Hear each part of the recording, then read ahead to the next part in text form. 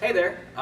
Today we're going to talk about threshold training, and that's really what gives us our bang for a buck. So the reason that we can get the results that we can with a 3 to 5 to 10 minute workout is because of the intensity that we work out at. So with the intensity, we want to get you to that threshold, and that threshold training, what it means is we're going to train as fast as we can without losing technique. So we want to make sure that we still are using good technique, good form in everything that we do because we want to stay safe, but we want to go as fast as we can because that's where we get the results. And what's good about the gym is we can push you as really hard in the gym until the point where you break down, and then increase the time it takes to get to that point. And then when you're out playing a sport, when you're out running, when you're out doing whatever it is you're doing, helping your friends move furniture, it's going to take you longer to get to that point, and hopefully you never get to that point when you lose technique in the regular world. So that's one of the great things about training at the gym. So we're going to be trying to speed you up and keep your form good as we go through. Give me a marker there. And this is kind of how it works. So hopefully you can see this little graph right here. If this axis right here is power, so this is zero power and this is increasing your power output here, this side of our graph is going to be speed. So we've got a lot of speed here. Here we have a lot of technique. And so we're going to say that those are opposite ends of the same spectrum. If I have an athlete that is here, that is really, really fast. Man, do they fly. They go through their stuff really fast, but their technique is terrible. Okay? They're not going to be producing very much power, and we want to get that power number to go up. But the other side of that spectrum that we see sometimes is someone who's very, very methodical. They're not very fast. They're going through their cleans like this, and they're perfect. They're spot on technique, but they don't have much speed. Neither one of those athletes are going to produce much power. So what we need to do is we need to slow this athlete down until their speed starts to improve. And what's going to happen is their power output's going to go up. And the same thing with this athlete, we're going to do the opposite. We're going to speed that athlete up, which is then going to increase their power. And hopefully we get both of those athletes somewhere around here. So once we get to the point where we're moving at max speed with still good technique, now we can take this and we can start moving that up. So we're using good technique, we're using good speed, and now we're starting to move right up. And this is that point that we call virtuosity. You can read my handwriting. Virtuosity, and that's what we call, virtuosity is defined as doing the common uncommonly well. So that's what we're looking to do here. And that's really how we get our bang for the buck.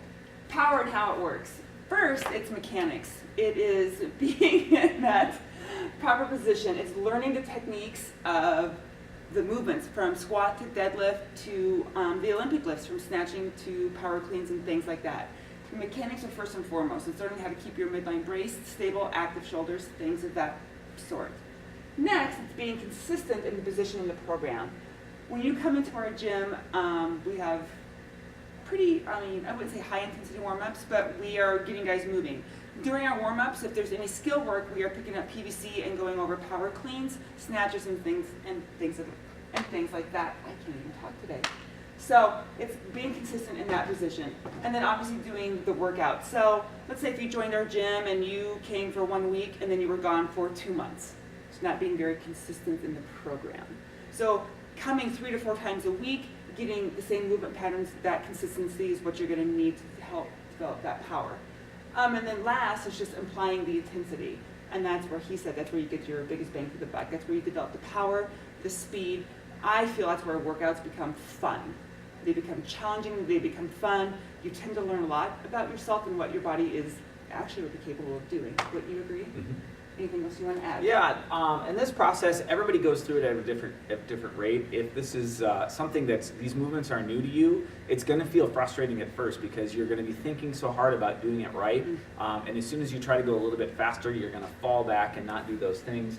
I like to go through a little process that we talk about, and it's going from unconscious incompetence, which is where you suck at something and you didn't even know that you did. It was a new skill, it's something you didn't even know you weren't good at, and you can't do it well because you don't even know. And the next step is going to be conscious incompetence, which is probably the most frustrating part. And that's where you know you suck at it, And you can tell you're doing it incorrectly, but you're conscious about what you're doing. And the next step is going to be conscious competence. And that's where you're able to do it correctly if you really think about it and you really stay focused. But as soon as you take your focus off, you go back to those habits. And the last step, and the step we all want to get to, is unconscious competence, where we just naturally go through those movements the way we're supposed to. And we all go through that at extremely different rates. Some people will get it within day 2 and they look like they've been doing it forever, and we all hate those people. And then other people it'll take them 6 months to get through it, but it's that consistency that Darcy talked about that's really going to get us through that. So be patient with yourself, and you'll be fantastic. Thanks. Hey, today we're going to talk about the bar and swinging from the rig. There's some basic things we need to do before we can really start hanging from the bar to make sure that we keep the shoulder safe, things like that. Some of the movements we do on the bar are going to be obviously pull-ups, toes to bar, knees to elbows, muscle-ups, and yeah, that's pretty much the gist of it. All of those things can be scaled, so please don't feel like you're going to be swinging from the bar doing a pull-up right away. There's some prerequisite strength we need to get built up before we can really do that. But we do have some basic rules that we want you to start following before you do that. And the first is going to be your overhand grip. So in an overhand grip, we're going to have our knuckles facing ourselves. And one of the things when we grab the bar, we want to think about having this knuckle right here, so your first main knuckle, and this knuckle of your small finger on the top of the bar.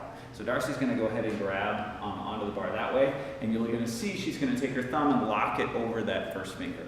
And that grip is important because just like when we talked about having torque in the hip, torque in the shoulder for the push-up, that grip is going to create torque through the shoulder, and that's really important.